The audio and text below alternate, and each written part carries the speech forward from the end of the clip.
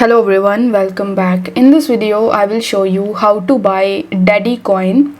So in order to purchase it, I'm going to use my Phantom wallet. So you can also do the same, as I'm going to purchase it on the decentralized exchange, that is my Phantom wallet.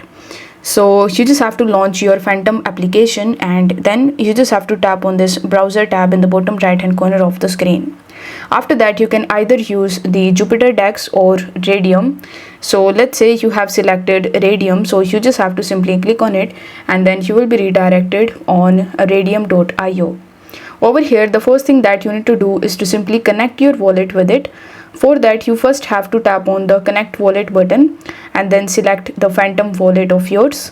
After that, select your account, or make sure that the account in which you have deposit is selected over here. I only have one account, that's why it is showing me account 1, but if you have multiple accounts, then you can change your accounts by tapping on it. Now you need to press the connect button, and then it will show you that your Phantom wallet is now connected successfully. Now over here, we are going to use our Solana in order to purchase the Daddy coin. So in the two sections, you just have to simply tap on it, and here in the search bar, you need to search for Daddy.